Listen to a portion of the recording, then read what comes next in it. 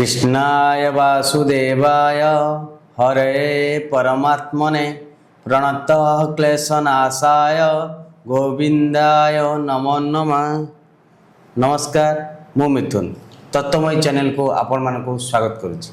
आज आम एक नुआ एपिसोड रे नुआ कथा शिखा पाइबे। आज आम पाखे अच्छा आमर प्रिय गुरु भाई को आम स्वागत करवा। गुरु भाई प्रणाम। प्रणाम सर। गुरु भाई आपण द्वारा आम बहुत प्रचार प्रसार देखिलु तत्वमयी चैनल द्वारा गुणीगाटी विषय हो कि आत्मा विषय हो कि धर्मर प्रचार विषय हो। आज मोर प्रश्न आपण आपण परिचय आपण परिचय कौन आपण निज परिचय देवे आपण निजको आपण हिसाब से कौन मानती आपण जने साधु संत ना आपण परमात्मा आपण कौन पाई जो प्रचार प्रसार करुछंती आपनकर एटा माने निजर परिचय टिके दियंतु। हाँ, गोटे गोटे प्रश्न आम बुझी बुझिका जीवा। सर्वप्रथम आपन पचार उद्देश्य मु निजको कौन माने आज्ञा साधु माने संत माने आज्ञा ना आपन गोटे शब्द भी विनियोग कले परमात्मा माने आज्ञा। देखंतु गोटे कथा साधना मार्ग रे किंबा आध्यात्मिक मार्ग रे जे पर्यंत जणे शरीर आत्म साक्षात्कार करिनांती ब्रह्मानुभूति करिनांती आज्ञा से पर्यंत तांग भीतर अज्ञानता थाए। बुझिपारसंती आज्ञा से जदियो जणे के खाली शास्त्र को रटिसंती पढ़िसंती किंबा साधना मार्ग रे अधारे अछंती किंबा अनेक कथा सुनिसंती अनुभव करिनांती तो सेठी तांक मन रे भेदभाव थाए। मु बड़ ज्ञानी मु बड़ साधु मु गोटे श्रेष्ठ आउ किए कनिष्ठ कोंठी शिष्य कोंठी गुरु कोंठी जाति धर्म विभिन्न प्रकार भेदभाव तांक भीतर थाए। किंतु जणे जेतरे सत्य को भेटी थांती तत्व को अनुभव करिथांती आत्म साक्षात्कार करिथांती तांक भितरे समदृष्टि थाए। जहा मु से आपण मु संसार को समदृष्टि रे देखे। मु गोटे पिंपुड़ी भितरे गोटे हाथी भितरे कुकुड़ा भितरे माछ भितरे मनीष भितरे समस्तंक भितरे से ब्रह्म को देखे समस्तंक से ब्रह्म परिका देखे। तेणुकर मो भितरे कौन सी एमती पार्थक्य मुझे केवे भाविनी किंबा से भावना भी आसबनी मो मन जे मु गोटे विराट सन्थ मु गोटे विराट साधु मु गोटे श्रेष्ठ मु गोटे ज्ञानी आपण अज्ञानी नाना ये शरीर से दर्शन को करिछि मु ही समस्तंक भितर अछि मु ही सब किछि मो बिनु संसार किंचित भी किछि नै जहा को देखुछि जहा देखुछि सब मो ही मो। तेणुकर इठे भेद मिटि जाए पार्थक्य मिटि जाए कोंठी श्रेष्ठ नीच धनी गरीब ये पार्थक्य आज्ञा सत्य को देखला पर आ रही ना जाति धर्म रही ना कौन सी भेदभाव रही ना कौन सी वर्ण पंथ रही ना कौन सी भेद रही। भेद जदि अच्छी ताल अज्ञान अच्छी अविद्या अच्छी जो अज्ञान मिटि जाए सत्य को भेटंती तत्व को देखती सेठी समदृष्टि आसे मु ही आपण ही मु साधारण आपण परिका साधारण लोक मु ताले आपनकर कहबा उद्देश्य आपण जेमती मु जेमती आपण मध्ये सेमती सेमती एका हमें होछु साधारण मनीष साधारण मनीष सामान्य ये ज्ञानर प्रचार जोटा सत मार्ग को हमें परिप्रकाश करिबार उद्देश्य। अच्छा ठीक अछि गुरु भाई आपन गोटे गभीर प्रश्न आमे साधारण मनीष विभिन्न धर्म को नहीं बंचीचु किए मुस्लिम हो किए ख्रिस्टियन हो किए हिंदी हो बहुत प्रकार आम धर्म अच्छी आपण कहते आत्मा गोटे जाति धर्म किछि नाही किंतु जाति धर्म जदि किछि नाही ये हिंदू मुस्लिम ख्रिस्टियन ये सब केमती आसुची आको हमर साधारण लोक माने केमती मानिबे साधारण लोक मान बहुत प्रश्न आसुची जदि जाति धर्म गोटे हिंदू कहीं हैला मुस्लिम कहीं हैला ख्रिस्टियन कहीं हैला तार सठिक तथ्यटा हमको दियंतु।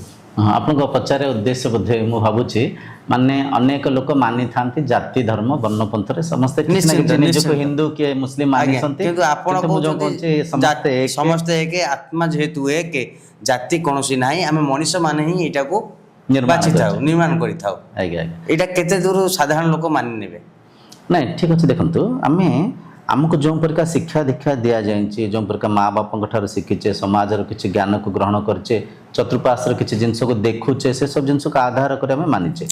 अच्छा मोर गोटे प्रश्न आपन रहिबो आपण धर्म परिवर्तन जानिसंते हाँ जानिसंते ना धर्म परिवर्तन माने भाविनियंतो जने निजको हिंदू मानिथिले ତାଙ୍କୁ ନେଇକରି କିଛି ଉପଦେଶ ଦେଉଛନ୍ତି, କିଛି ପାଣି ପିଆଉଛନ୍ତି, କିଛି ମାଳା ପିନ୍ଧାଉଛନ୍ତି। କିଏ ହିନ୍ଦୁ ଖ୍ରୀଷ୍ଟିଆନ ହେଇଗଲା, ହଁ ନିଶ୍ଚିନ୍ତ ମୁଁ ବି ଦେଖିଛି। କିଏ ଖ୍ରୀଷ୍ଟିଆନ ହିନ୍ଦୁ ହେଇଗଲେ, ଆଜ୍ଞା କିଏ ହିନ୍ଦୁ ମୁସଲିମ ହେଇଗଲେ, ମୁସଲିମ ଫେରେ ହିନ୍ଦୁରେ କନଭର୍ଟ ହେଇଯାଉଛନ୍ତି, ସମାଜରେ ଚାଲିଛି। ଆଜ୍ଞା ଆଚ୍ଛା ଗୋଟେ କଥା କୁହନ୍ତୁ, ସାମାନ୍ୟ କଥା, ଗୋଟେ ସାଧାରଣ ଭାବରେ ଆମେ ଭାବିବା ଯଦି ଆମ ଭିତରେ କିଛି ତ ଜିନିଷ ଅଛି ଯେଉଁଟାକି କନଭର୍ଟ ବି ହେଇପାରୁଛି। ଆମେ ଯେଉଁ ସାଧାରଣ ଯେଉଁ ବ୍ୟବହାରିକ ଯେଉଁ ଭୌତିକ ଆଚରଣ କରୁଛେ ତାକୁ ହିଁ ଆଧାର କରି ଯଦି ଆମେ ପରଖିବା, ତ ମୁଁ ହିନ୍ଦୁ ଅଛି, ମୁଁ ଖ୍ରୀଷ୍ଟିଆନ ହେଇପାରେ, ମୁଁ ମୁସଲିମ ହେଇପାରେ। ଆଚ୍ଛା ହେଇପାରେ, ଯେଉଁଟା ହେଇପାରିବି ସେଟା ଅଛି ମୋ ଭିତରେ ନା ନାହିଁ? ଧରିପାରିଲେ ମୁଁ କ'ଣ କରିବି? ସୂକ୍ଷ୍ମ କଥା କହିଲି। ମୁଁ ଯଦି କିଛି ମୁଁ ଯଦି ଖ୍ରୀଷ୍ଟିଆନ ହେଇପାରିବି, ସେ ଖ୍ରୀଷ୍ଟିଆନିଟି ମୋ ଭିତରେ ଅଛି। ମୁଁ ଯଦି ମୁସଲିମ ହେଇପାରିବି, ମୁସଲିମିଜମ ମୋ ଭିତରେ ଅଛି। ତାମାନେ ଆମ ମନ ଭିତରେ ସବୁ ଅଛି। ମନ ଭିତରେ ସବୁ ଅଛି। ସୁନ୍ଦର କଥା କହିଲେ। ଆମେ ସବୁ ମାନିଛେ। ମତେ ଗୋଟେ କଥା କୁହନ୍ତୁ, ଏଇଟା ଅଜ୍ଞାନ, ପରମ ଅଜ୍ଞାନ। ପ୍ରତ୍ୟେକ ଧର୍ମଶାସ୍ତ୍ରକୁ ଯଦି ଆପଣ ପରଖିବେ, ପ୍ରତ୍ୟେକ ଧର୍ମଶାସ୍ତ୍ରରେ ଧର୍ମ ଗ୍ରନ୍ଥରେ ଲେଖା ହେଇଛି। ଆପଣ ବାଇବଲ ନିଅନ୍ତୁ, ଆପଣ କୁରାନ ନିଅନ୍ତୁ, ଆପଣ ବେଦ ନିଅନ୍ତୁ, ଯାହାବି ଗୁରୁ ଗ୍ରନ୍ଥ ସାହିବ ନିଅନ୍ତୁ, ପରମାତ୍ମା ଏକ ଲେଖା ହେଇଛି। ପରମାତ୍ମା ମାନେ ଈଶ୍ୱର, ଯାହାକୁ ଆମେ ଈଶ୍ୱର ମାନିଛେ, ସେ ଏକ ଲେଖା ହେଇଛି। ଦୁଇ ଲେଖା ହେଇଛି କି? ନା। କୌଣସି ଗ୍ରନ୍ଥରେ ଆପଣ ମତେ ଦେଖେଇ ପାରିବେ କି ପରମାତ୍ମା ଦୁଇ ବୋଲି ଲେଖା ହେଇଛି? ଏକ। ଦ୍ୱିତୀୟ, ଯଦି ସ୍ରଷ୍ଟା ଏକ, ସୃଷ୍ଟି ଏକ ନୁହଁ କି? ନିଶ୍ଚିନ୍ତ। ସୃଷ୍ଟିରେ ଭେଦ ସତ୍ୟରେ ଅଛି କି? ନାହିଁ।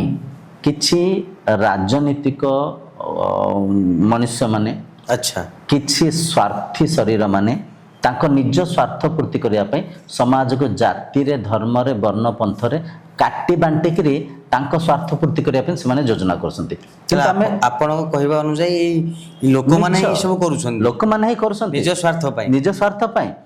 ଦେଖନ୍ତୁ ଡିଭାଇଡ ଆଣ୍ଡ ରୁଲ ଆପଣ ଜାଣିଛନ୍ତି ନା ନାଇଁ? ଡିଭାଇଡ, ଯେତେବେଳେ ଆମର ଅଂଗ୍ରେଜୀ ମାନେ ଦେଶକୁ ଆସିଲେ, ଆଗ ଦେଶକୁ କାଟିଲେ ବାଣ୍ଟିଲେ। ଆଜ୍ଞା।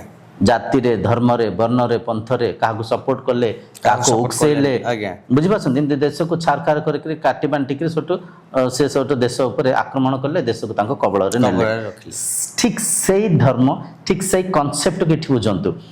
ଆମେ ସମସ୍ତେ କହୁଛେ ଈଶ୍ୱର ଏକ, ଆଜ୍ଞା, କିନ୍ତୁ ଆମେ ଯେଉଁ ପରିକା ମାନିଛେ ସେଇ ପରିକା ଅନ୍ୟଙ୍କୁ ମନେଇବା ପାଇଁ ଚେଷ୍ଟା କରୁଛେ। ସେଇଟା ବି ଗୋଟେ ଅଜ୍ଞାନ, ସେଇଟା ବି ଗୋଟେ ଅବିଦ୍ୟା।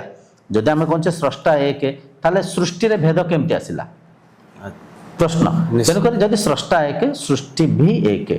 ଆକ୍ଚୁଆଲି ଠାକୁରଙ୍କର ଯେଉଁ ତତ୍ତ୍ୱ ଅଛି, ଯାହାକୁ ଆମେ ବ୍ରହ୍ମ କହୁଛେ, କିମ୍ବା ଆଲ୍ଲାହ କହୁଛେ, କିମ୍ବା ଜିଜସ୍ କହୁଛେ, କିମ୍ବା ଯାହାକୁ ଆମେ କନସିୟସନେସ୍ କହୁଛେ, ତତ୍ତ୍ୱରେ ଈଶ୍ୱର ହେଲେ ଗୋଟେ ଏନର୍ଜି, ଗୋଟେ ଶକ୍ତି। ବୁଝିପାରୁଛନ୍ତି? ଯାହାର ରୂପ ନାହିଁ, ରଙ୍ଗ ନାହିଁ, ଆକାର ନାହିଁ, ଆକୃତି ନାହିଁ, କୌଣସି ତାର କିଛି ବର୍ଣ୍ଣ ଚିତ୍ର ନାହିଁ। ସେ ଯେଉଁ ଏନର୍ଜିରୁ, ସେ ଯେଉଁ ଆତ୍ମା ତତ୍ତ୍ୱରୁ, ସେ ଯେଉଁ ବ୍ରହ୍ମ ଶକ୍ତିରୁ ପଞ୍ଚଭୂତ ଜନ୍ମ ହେଇଛନ୍ତି। ପଞ୍ଚଭୂତ କ'ଣ? ଆକାଶ, ବାୟୁ, ଅଗ୍ନି, ଜଳ, ପୃଥିବୀ ତତ୍ତ୍ୱ ପଞ୍ଚଭୂତ। ପଞ୍ଚଭୂତରେ ପ୍ରପଞ୍ଚ ନିର୍ମାଣ ହେଇଛି। ତ ଏ ଯେଉଁ ପ୍ରପଞ୍ଚରେ, ଏ ଯେଉଁ ପଞ୍ଚଭୂତରେ ଆମେ ସମସ୍ତେ ଯୋଡ଼ି ହେଇକିରି ଅଛେ। ଆଜ୍ଞା। ଗୋଟେ ହିନ୍ଦୁ ଭିତରେ ଯେଉଁ ରକ୍ତ ଅଛି, ଯେଉଁ ବ୍ଲଡ ଗ୍ରୁପ ଅଛି, ଯେଉଁ ମୁସଲିମ ଭିତରେ ଯେଉଁ ବ୍ଲଡ ଗ୍ରୁପ ଅଛି, କିଛି ପାର୍ଥକ୍ୟ ରହୁଛି କି? ନାଇଁ। ଭାବନ୍ତୁ, ଆମେ ପରଖିବା, ସେଇ କଥା ଚିନ୍ତା ଗୋଟେ ଗୋଟେ ଜିନିଷକୁ ଆମେ ପରଖିବା, କିଛି ପାର୍ଥକ୍ୟ ରହୁଛି କି? ଆଚ୍ଛା, ଆମେ କିଛି ଲିମ୍ସ ଡୋନେଟ୍ କରୁଛେ, ଅଙ୍ଗ ପ୍ରତ୍ୟଙ୍ଗକୁ ଦାନ କରୁଛେ। ଆଚ୍ଛା, ଜଣେ ହିନ୍ଦୁ ଭାଇ ଶରୀରରୁ କିଡନୀକୁ, ଲିଭରକୁ ବାହାର କରିବା, ଜଣେ ଖ୍ରୀଷ୍ଟିଆନ ଭାଇ କିମ୍ବା ଜଣେ ମୁସଲିମ ଭାଇ ଶରୀର ଭିତରେ ଲଗେଇବା, ସେ ଫଙ୍କସନ୍ କରିବ ନା ନାହିଁ? କରିବ। କିଛି ଭେଦ ନାହିଁ, ରକ୍ତରେ ଭେଦ ନାହିଁ, ଶରୀରରେ ଭେଦ ନାହିଁ। ଭେଦ ଯଦି ଅଛି, ଆମ ମାନିବାରେ ଅଛି, ଆମ ଅଜ୍ଞାନରେ ଅଛି, ଆମ ଅବିଦ୍ୟାରେ ଅଛି, ଆମ ଅହଙ୍କାରରେ ଅଛି। ବୁଝିପାରୁଛନ୍ତି? ଯଦି ସମସ୍ତେ ଆମେ ମାନିଛେ ଈଶ୍ୱର ଏକ, ସ୍ରଷ୍ଟା ଏକ, ତାହେଲେ ସୃଷ୍ଟିରେ କିଞ୍ଚିତ ବି ଭେଦ ନାହିଁ, ପ୍ରଭେଦ ନାହିଁ। এটা ମିଥ୍ୟା, এটা ମାନେ ନିନ୍ଦନୀୟ। ବୁଝିପାରୁଛନ୍ତି? ତେଣୁକି ଆମେ ମାନିଛେ। ଆଉ ଦେଖନ୍ତୁ, ଫେରେ କିଏ ହେଉଛି ଖ୍ରୀଷ୍ଟିଆନ ହେଇଯାଉଛି, କିଏ ହିନ୍ଦୁ ହେଇଯାଉଛି, ଏସବୁ ମିଛ କଥା। ଏହା ଦ୍ୱାରା ବହୁତ ଦଙ୍ଗା ମଧ୍ୟ ହେଉଛି। ବହୁତ ଦଙ୍ଗା ହେଉଛି। ଦଙ୍ଗା ହେବାର କାରଣ, ଆପଣ କାରଣକୁ ବୁଝିପାରିଲେନି। କାରଣ ହେଲା ସମାଜକୁ ଉକସେଇବା, ସମାଜକୁ ଜାତି ଧର୍ମରେ କାଟି ବାଣ୍ଟିବା, ତାଙ୍କୁ ଡିଭାଇଡ କରିବା, ନିଜ ସ୍ୱାର୍ଥ ପୂର୍ତ୍ତି କରିବା। ବୁଝିପାରୁଛନ୍ତି? ଆଉ ଦ୍ୱିତୀୟ, କିଛି ଲୋକ ଅହଙ୍କାରରେ ବି ଜାତି ପ୍ରଥାକୁ ଚେଞ୍ଜ କରୁଥାନ୍ତି। ଅହଙ୍କାରରେ ମୁଁ ଯେଉଁ ପରିକା ଈଶ୍ୱରଙ୍କୁ ମାନିଛି, ଆପଣ ସେଇ ପରିକା ମାନିବେ। ଅହଙ୍କାର।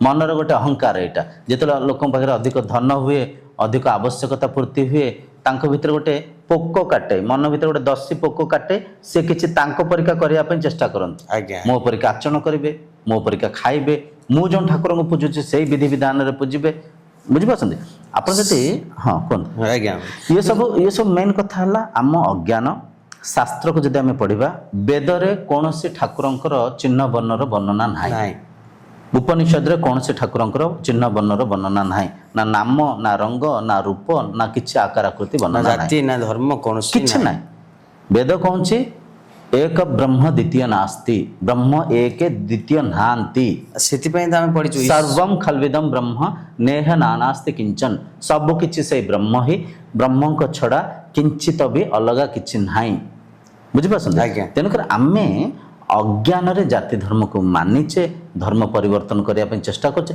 मते गोटे कथा कोनतो जो धर्म परिवर्तन हैला कोन परिवर्तन हैला କିଛି ନାହିଁ खाली କେବଳ मानिचे आमे जो ମାନିଛୁ ବୋଲି। पोशाक भाविन तो जे हिंदू मानिचे से गोटे चुट्टी रखिक जन्म धरिक धोती पिंधुले से जदि मुस्लिम हेगले से टोपी पिंधिले दाढ़ी रखिले निश काटिले जदि जन क्रिश्चियन हेगले से फ्रेंच कट रखिले गोटे क्रस्ट बेकरे पकेले से गाउन पिंधिले वेशभूषा चेंज वेशभूषा होउछ ना नेइकिरि सତରେ କିଛି चेंज होउछ कि ना। କିଛି चेंज होउनी जे पर्यंत जने व्यक्ति मनरे समदृष्टि नाही जे पर्यंत जने व्यक्ति समाज को समान दृष्टि रे समान भाव रे देखुना से साधक ही नुह से भक्त ही नुह से गोटे माने अज्ञानी जीव परिका जंतु तुल्य पशु तुल्य धरि पारछन मो कथा को आज्ञा असली साधक सीए असली भक्त सीए जहाँ को भितर समदृष्टि अच्छी मु तू रूप को पातर अंतर ना जाति भेद ना धर्म भेद ना ଛୁଆଁ ଅଛୁଆଁ ନାହିଁ छुआ अछुआ ना କିନ୍ତୁ ବହୁତ ଆମ ସମାଜରେ ଚାଲିଛି ଛୁଆଁ ଅଛୁଆଁ ଜାତି भूल चली ଛୋଟ ଜାତି ବଡ଼ मिथ्या ଜାତି। चली आ द्वितीय देखंतु मु ए चैनल माध्यम रे गोटे चैलेंज करूची दया करी जे भी छुआ उचित रे पीड़ित अछंती जहाँ को भी नीच जाति छोट जाति कहीं तांको पीड़ित करुछंती दया करी विवेक को जागृत करंतु भगवद गीता पढ़ंतु उपनिषद पढ़ंतु तांको प्रश्न पचारंतु मु केमती अछुआ हेली कौन स्तर रे शरीर स्तर मन स्तर इंद्रिय स्तर भगवान स्तर केमती छुआ अछुआ हेली केस करंतु तांको ऊपर जे आपन कहते अछुआ छुईमनु छोट जाति तांको ऊपर केस करंतु जो मंदिर रे आपन को प्रवेश करा जाउनी से मंदिर ऊपर केस करंतु आमे साधारण आमे डरी जाउचे आमे पछे जाउचे आम डर को लेकर से माने जाति धर्म को करिकरी से माने तांको स्वार्थ पूर्ति करिया पे चेष्टा करछंती आपन भलो कथा कहले मंदिर जाय जने खीर नेकर जाउसंती आज्ञा क्षीर छुआ हेलानी अछुआ हेलानी କିନ୍ତୁ ମନ୍ଦିର ପ୍ରବେଶ बुझी पारछंती ଠାକୁରଙ୍କୁ गाय को घास कुटा देंकरी से गाय को से पालिले ଆଜ୍ଞା दुग्ध उत्पादन से निजे कले से क्षीर को गाय ठारू दुईकरी मंदिर जाई नेकरी गले से क्षीर को जने पूजक नेकरी जहाँ को आम ठाकुर मानिचे से भगवान शंकर हुंतु शिवलिंग हुंतु ता उपरे ढाळुसंती से ईश्वर भी ताको स्वीकार करसंती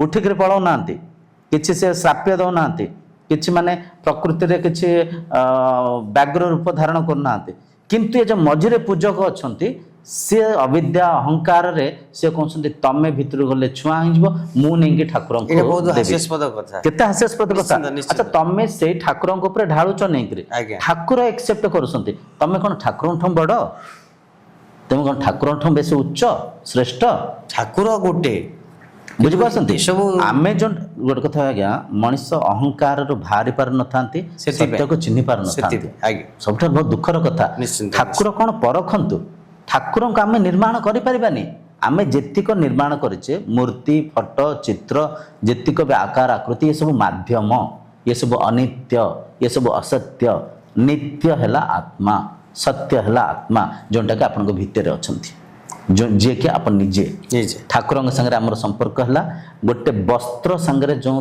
तुलार संपर्क गोटे पानी संगे जो लहड़ीर संपर्क गोटे अलंकार संगे जो सुनार संपर्क से संपर्क आमर ईश्वर संगे आध्यात्मिकता हूँ एक अनुसंधान एक रिसर्च तेणुक जाति धर्म को जेपर्यंत आम त्याग करने आम आध्यात्मिक प्रचार उद्देश्य सफलीकृत हेनी समाज एक हेनी समाज जेपर्यंत एक हैनी जाति धर्म रे आम धार्मिक झगड़ा करथिबा केते लोक कटा हैसंती आज्ञा आज्ञा केते लोक मरिसंती ଜାତି ଧର୍ମକୁ ନେଇକରି ମିଛକୁ ନେଇକରି ଆମେ ପରଖୁନେ। ଆଧ୍ୟାତ୍ମିକତା ଆରମ୍ଭ ହେଇଥାଏ ପ୍ରଶ୍ନରେ, ମୁଁ କିଏ, ମୋ ସ୍ୱରୂପ କ'ଣ, ଇନ୍ଦ୍ରିୟ ମନ କ'ଣ, ପ୍ରଶ୍ନରେ। ଆମେ ପ୍ରଶ୍ନ ପଚାରୁନେ, ଅନ୍ଧବିଶ୍ୱାସରେ ମାନି ନେଇଛେ, ଆମେ ଡରି ଯାଉଛେ ଈଶ୍ୱରଙ୍କୁ ନେଇକରି। କିନ୍ତୁ ସମାଜରେ ତ ସ୍ୱୀକୃତି ପାଉଛି ବହୁତ ପ୍ରକାର ଧର୍ମ ଗୋଟେ ନେଖା, ମାନେ ସେ ତାଙ୍କର ଗୋଟେ ଗ୍ରୁପ କରିକିରି ଷ୍ଟ୍ରଙ୍ଗ ହେଇ ଠିଆ ହେଇ ତାଙ୍କ ପଛରେ ପିଲାଙ୍କୁ ଲଢ଼େଇ, ତ ଏମିତି ସବୁ ବେପାର ଚାଲିଛି। ସ୍ୱାର୍ଥ ନୀତି ଆଜ୍ଞା, ଏଇଟା ସମ୍ପୂର୍ଣ୍ଣ ସ୍ୱାର୍ଥ ନୀତି। ତାଙ୍କ ନିଜ ସ୍ୱାର୍ଥ ପୂର୍ତ୍ତି କରିବା ପାଇଁ ନିଜ ପିଲାଙ୍କୁ ସେ ଯେଉଁ ଅନୁଷ୍ଠାନ, ଆଇନ ଦ୍ୱାରା ଏହାର କିଛି ଦଣ୍ଡିତ ଆଇନ ନାହିଁ? କିଛି ଦଣ୍ଡିତ ନାହିଁ। ମାନେ ଦେଖନ୍ତୁ, ଆମେ ଯେପର୍ଯ୍ୟନ୍ତ ଆମେ ଯାଇକିରି କାନ୍ଦିବାନି, ଆମେ ଯାଇକିରି ଆମ ଯେଉଁ ଦୁଃଖ ପ୍ରକାଶ କରିବାନି, ଆଇନ କେମିତି ଜାଣିବ, ଆଇନ କେମିତି ଶୁଣିବ? ଆମ ସମ୍ବିଧାନରେ ତ କୌଣସି ଜାତି ଧର୍ମର ନାହିଁ। ଆମ ସମ୍ବିଧାନ ତ ସମସ୍ତଙ୍କୁ ସମ ଦୃଷ୍ଟିରେ ଦେଖୁଛି। ଯଦି ସମ୍ବିଧାନରେ ନାହିଁ ତାହେଲେ ଆମେ ଏମିତି କେମିତି ପୀଡ଼ା କରୁଛେ, ଆମେ କେମିତି ଏସବୁ ଅବହେଳା କରୁଛେ, ଆମେ କେମିତି ଏସବୁ ଅଭିନୟ କରୁଛେ? ବୁଝିପାରୁଛନ୍ତି? ସେମିତି ବି ଲେଖା ହେଇଛି, ଈଶ୍ୱର ଆଲ୍ଲାହ ତେରେ ନାମ ସବକୁ ସନମତି ଦେଗବ। ହରି ବୋଲ। ଏଇ ଜିନିଷଟାକୁ ଲୋକମାନେ ପଢୁଛନ୍ତି କିନ୍ତୁ ଆର ଅର୍ଥ କିଛି ବୁଝିପାରୁନାହାନ୍ତି। ମୁଁ ଯାହା ଭାବୁଛି, କାହିଁକି ନା ଆମ ବ୍ରେନ୍ ୱାଶ କରିଦିଆଯାଇଛି। ଅହଙ୍କାରରେ ଆମେ ବଢି ଚାଲିଛେ। ଆମେ ଈଶ୍ୱରଙ୍କୁ ଯେଉଁ ପରିକା ମାନିଛେ, ରଙ୍ଗରେ, ରୂପରେ, ଆକାରରେ, ଆକୃତିରେ, ସେଇ ପରିକା ସମସ୍ତେ ମାନନ୍ତି କି, ସେଇ ପରିକା ସମସ୍ତେ କରନ୍ତି କି, ସେ ପରିକା ଅହଙ୍କାର ଭିତରେ ଆମେ ଅଛେ, ଯାହା ପରିଣାମ ପ୍ରତିଫଳ ସ୍ୱରୂପ ତତ୍ତ୍ୱକୁ ଚିହ୍ନି ପାରୁନେ। ବୁଝିପାରୁଛନ୍ତି? ସତ୍ୟକୁ ଚିହ୍ନି ପାରୁନି। ଆଉ ସତ୍ୟରେ ବି ସଠିକ ପ୍ରଚାର ହଉନି ନା। ମଠ ମନ୍ଦିର ଯଦି ଦେଖିବା, ସେମାନେ ବି ତାଙ୍କ ସ୍ୱାର୍ଥ ପୂର୍ତ୍ତି କରିବା ପାଇଁ ଦର୍ଶନ ବିକୁଛନ୍ତି, ଭୋଗ ପ୍ରସାଦ ବିକୁଛନ୍ତି, ବିଭିନ୍ନ ପ୍ରକାର ପ୍ରହସନ କରୁଛନ୍ତି, କିନ୍ତୁ ସତ୍ୟର ସଠିକ ପ୍ରଚାର ହଉନି। କିନ୍ତୁ ବର୍ତ୍ତମାନ ଟାଇମରେ ଦେଖିବେ ଆପଣ, ଗୋଟେ ପାଲା ହଉ କି ପ୍ରବଚନ ହଉ, ସତ୍ସଙ୍ଗ ହଉ, ସେଠି ଲୋକ ସଂଖ୍ୟା ବହୁତ କମ, କିନ୍ତୁ ଗୋଟେ ରେକର୍ଡ ଡ୍ୟାନ୍ସ ହଉ, ମେଲୋଡି ହଉ, ସେଟା ତ ଭିନ୍ନ କଥା, ସେଟା ତ ଅଲଗା କଥା। ଅଲଗା କଥା ମାନେ କ'ଣ? ଇନ୍ଦ୍ରିୟ ଧର୍ମର ପ୍ରଚାର ତାହେଲେ କେମିତି ହବ?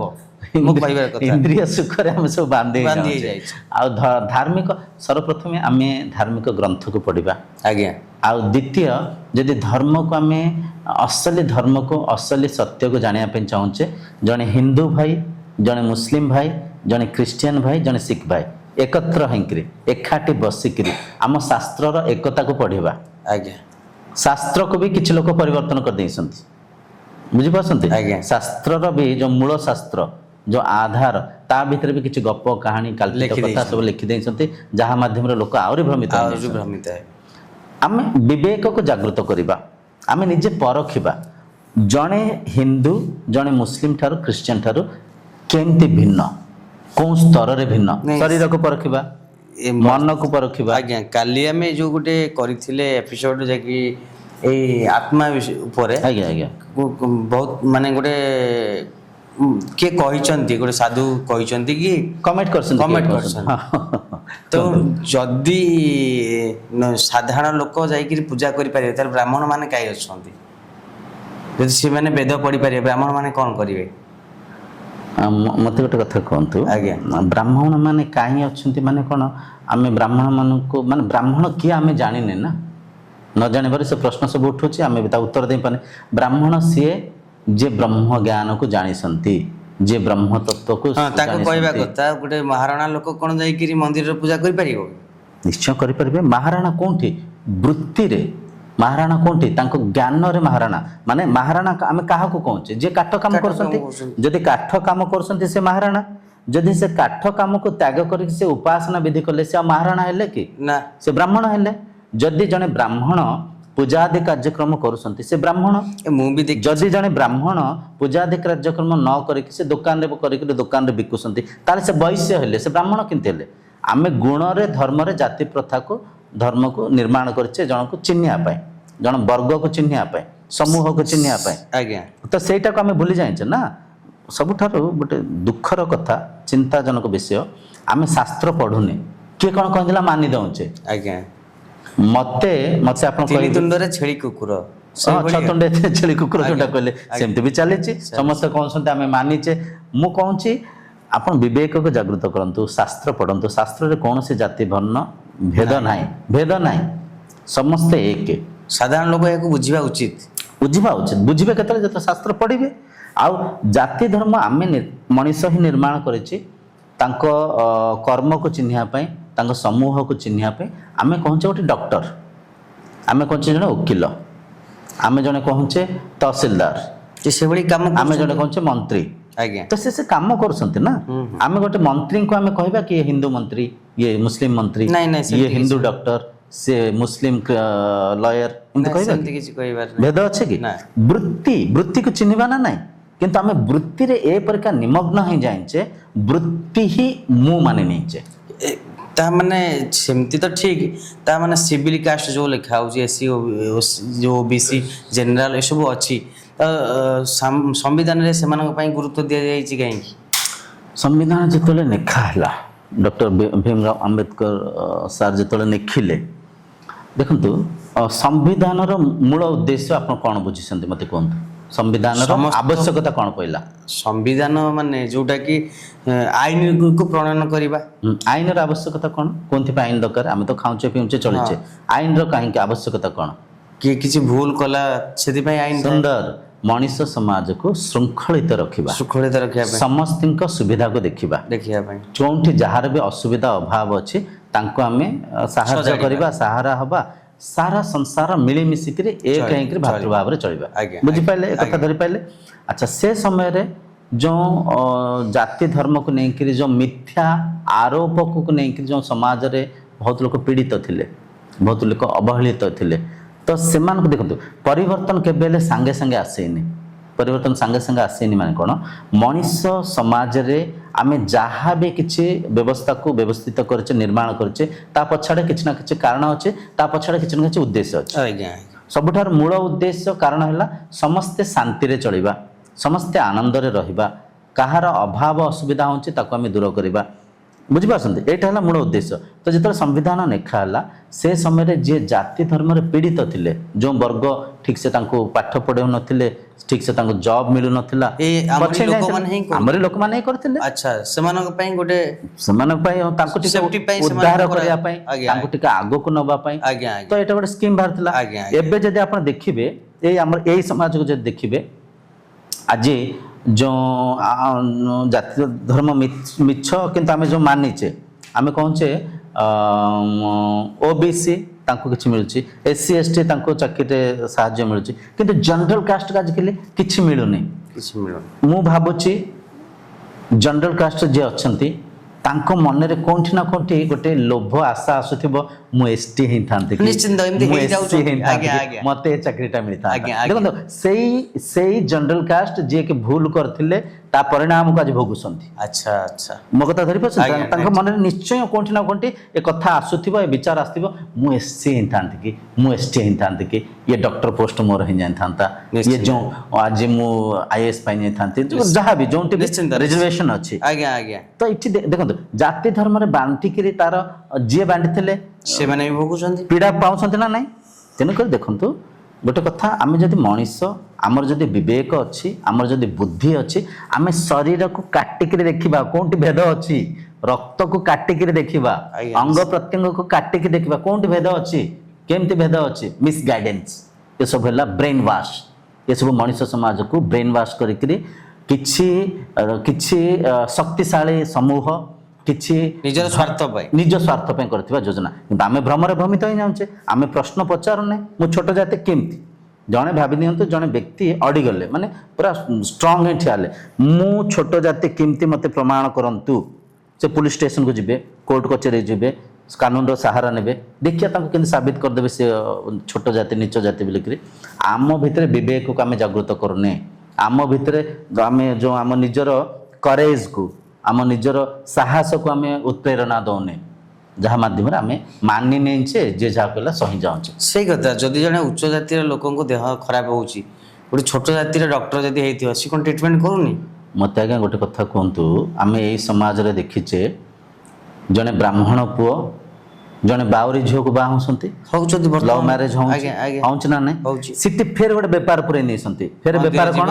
ମନ୍ଦିର ଯିବା, ଆମେ ଯାଇକି ଜାତି ପରିବର୍ତ୍ତନ କରିବା, ସେଠି ପଇସା ଦବା, ସେଠି ପୂଜା କରିବା, ସେଠି ଦକ୍ଷିଣା ଦବା, କିଛି ଲୋକଙ୍କୁ ଖାଇବାକୁ ଦବା। ଆଚ୍ଛା, ଖାଇବାକୁ ଦେଲେ, ଦକ୍ଷିଣା ଦେଲେ, ସେ ଶରୀର ଯାହାକୁ ଆମେ କହୁଛେ ସେ ପରିବର୍ତ୍ତନ କେମିତି ହେଲା? କୋଉ ସ୍ତରରେ ହେଲା ଆମେ ପରଖୁଛେ କି? କେମିତି ହେଲା? ଆମେ ତ କିଛି ସିମ୍ପଟମ୍ସ ଦେଖେଇବା ନା, ଆମେ କିଛି ଲକ୍ଷଣ ଦେଖେଇବା ନା, ଏ ଲକ୍ଷଣକୁ ଦେଖିକିରି ପରିବର୍ତ୍ତନ ହେଲା, ଏ ଜିନିଷ ଦେଖିକି ପରିବର୍ତ୍ତନ ହେଲା। ତ ଏଇସବୁ ବିରାଟ ବେପାରର ଯୋଜନା ଚାଲିଛି, ବିରାଟ କୂଟନୀତି ଚାଲିଛି, ଯେଉଁ ଜାଲରେ ଆମେ ଫସି ଯାଇଛେ। ଜାତି ପ୍ରଥା ସମ୍ପୂର୍ଣ୍ଣ ଖଣ୍ଡନୀୟ, ସମ୍ପୂର୍ଣ୍ଣ ମିଥ୍ୟା। ଜାତି ଗୋଟେ ଜାତି ମଣିଷ ଜାତି, ଗୋଟାଏ ଜାତି ଆତ୍ମା, ଆତ୍ମା ଗୋଟାଏ ଜାତି ଆମେ ସମସ୍ତେ। ଆଚ୍ଛା ଗୋଟେ କଥା କୁହନ୍ତୁ, ମଣିଷ ସମାଜରେ ପ୍ରକୃତିର କୌଣସି ଭେଦ ଅଛି କି? କିଛି ନାହିଁ। ଅଗ୍ନିକୁ ଯିଏ ଛୁଇଁବେ ତାଙ୍କ ହାତକୁ ପୋଡ଼ିବ, ନିଶ୍ଚିନ୍ତ। ବରଫକୁ ଯିଏ ଶୋଇବେ ତାଙ୍କ ହାତକୁ ଶୀତଳତା ଦେବ। ଶୀତଳ- ଆମ୍ବ ଗଛ, ପଣସ ଗଛ, ମେଘ, ଖରା କେବେ ହେଲେ ପାର୍ଥକ୍ୟ କରେ କି? ଏ ମଣିଷକୁ ଦବା, ସେ ଜାତି, ଏ ବର୍ଣ୍ଣ? ନାଇଁ, ସେମିତି- ପ୍ରକୃତିରେ କୌଣସି ଭେଦ ନାହିଁ, ନାହିଁ। ଶରୀରରେ କୌଣସି ଭେଦ ନାହିଁ, କିନ୍ତୁ ଆମ ଶରୀରର କ୍ରିୟାରେ କୌଣସି ଭେଦ ନାହିଁ। କିନ୍ତୁ ମାନବ କେବଳ ସମାଜରେ ଭେଦ। ମାନସିକ ସ୍ତରରେ ବ୍ରେନ୍ ୱାଶ୍ କରିକିରି ଅଜ୍ଞାନରେ ଆମେ ମିଥ୍ୟାକୁ ସତ୍ୟ ମାନି ନେଇଛେ। ବୁଝିପାରୁଛନ୍ତି?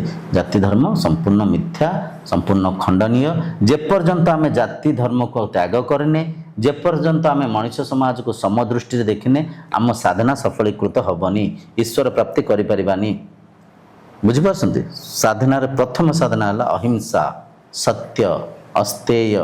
ଇଏ ହେଲା ଅସଲି ସବୁ ସାଧନା, ସମଦୃଷ୍ଟିରେ ସଂସାରକୁ ଦେଖିବା। ଆଜ୍ଞା, ଠିକ୍ ଅଛି ଗୁରୁ ଭାଇ।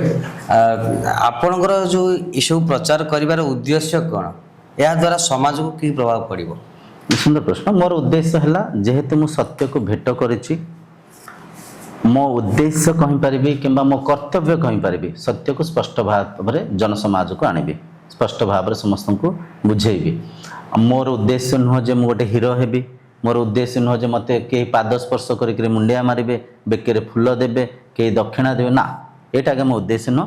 ମୋତେ ଯିଏ ବି ପାଦ ସ୍ପର୍ଶ କରନ୍ତି ମୁଁ ତାଙ୍କୁ ସାକ୍ଷାତ କୁହେ, ଆଜ୍ଞା ସେମିତି ଭୁଲ, ଆପଣ କହିବେ ଅହମ୍ ବ୍ରହ୍ମାସ୍ମି, ଅହମ୍ ବ୍ରହ୍ମାସ୍ମି। ମୋତେ ସମ୍ମାନ ଦେବା ହେଲା ହାତ ଯୋଡ଼ି କହିବେ ଅହମ୍ ବ୍ରହ୍ମାସ୍ମି, ମୁଁ ହିଁ ବ୍ରହ୍ମ, ମୁଁ ହିଁ ଆତ୍ମା। ତେଣୁକରି ମୁଁ ନା ହିରୋ ହେବା ପାଇଁ ଚାହୁଁଛି, ମୁଁ ଖାଲି ଏଇଟା ମୋର କର୍ତ୍ତବ୍ୟ। ଭାବି ନିଅନ୍ତୁ ଗୋଟେ ଗଛରେ କିଛି ଫଳ ଫଳିଛି, ସେ ଫଳ ଯଦି ଜନସମାଜକୁ ଆସିବନି, କାହାରି ପାଟିରେ ପଡ଼ିବନି, କେହି ତା ଦେହରେ ଉପକୃତ ହେବେନି, ତାହେଲେ ସେ ଫଳ ଫଳିବାର କିଛି ଲାଭ ଅଛି କି? ନା। ଠିକ୍ ସେମିତି ଯେପର୍ଯ୍ୟନ୍ତ ଆମେ ଜାତି ଧର୍ମକୁ ତ୍ୟାଗ କରିନେ, ମଣିଷ ସମାଜକୁ ଏକାତ୍ମ ଭାବରେ ଦେଖିନେ, ଆମେ ଉପାସନାର ବିଧି ସଫଳୀକୃତ ହେବନି, ଈଶ୍ୱର ପ୍ରାପ୍ତି ଆମେ କରିପାରିବାନି। ଆଉ ଗୋଟେ କଥା ଆଜ୍ଞା, ବୁଝିପାରୁଛ? ଆଜ୍ଞା ଗୁରୁ ଭାଇ, ଆପଣ ତ ଆମେ ଦେଖୁଛୁ, ଆମେ ଯେହେତୁ ଆପଣଙ୍କ ଘର ପାଖ ଲୋକ, ଆମେ ଦେଖୁଛୁ ଆପଣ ଯେତେବେଳେ ଆମର ସତ୍ସଙ୍ଗ ହେଉଛି, ଆପଣ ଏଇ ଯେଉଁ ଡ୍ରେସ୍ ପରିଧାନ କରୁଛନ୍ତି, କପଡ଼ା ପରିଧାନ କରୁଛନ୍ତି, କିନ୍ତୁ ଆମେ ଦେଖିଛୁ ବାହାରେ ଆପଣ ନର୍ମାଲ କପଡ଼ାରେ, ତାପରେ ବି ଆପଣ ସଂସାରରେ ସାଂସାରିକ ଆପଣଙ୍କ ପିଲା ଛୁଆ ଅଛନ୍ତି, ବାପା ବୋଉ, ତେଣୁ ଏସବୁ ଜିନିଷ କେମିତି କ'ଣ? ସୁନ୍ଦର ପ୍ରଶ୍ନ ପଚାରିଲେ। ମାନେ ଆପଣଙ୍କ ଅନୁଯାୟୀ ଆମେ ଯେଉଁ ସାଧୁ ସନ୍ତଙ୍କୁ ଦେଖିଛେ, ସେମାନେ ଗେରୁ ବସ୍ତ୍ରରେ ଥାଆନ୍ତି, ଗୃହ ତ୍ୟାଗ କରିକି ଗୋଟେ ଆଶ୍ରମରେ ଥାଆନ୍ତି କି ମନ୍ଦିରରେ ଥାଆନ୍ତି, କିନ୍ତୁ ଆପଣ ଘରେ ରହୁଛନ୍ତି। ଯେତେବେଳେ ସାଧୁସନ୍ଥ ଆମର ଯେତେବେଳେ ଚର୍ଚ୍ଚା ଚାଲୁଛି, ଆପଣ ସାଧୁସନ୍ଥ ହିସାବରେ ରହୁଛନ୍ତି, କିନ୍ତୁ ବାହାରେ ସାଧାରଣ ପୋଷାକ ପିନ୍ଧୁଛନ୍ତି, ଘର ସଂସାର ସହିତ ବି ଜଡ଼ିତ ଅଛନ୍ତି। ସୁନ୍ଦର ସୁନ୍ଦର। ଆଜ୍ଞା ଦେଖନ୍ତୁ, ଗୋଟେ କଥା ହେଲା, ବସ୍ତ୍ର ସାଧନାରେ ପ୍ରାଥମିକ ଦଶାରେ ଆମକୁ ସାହାଯ୍ୟ କରେ।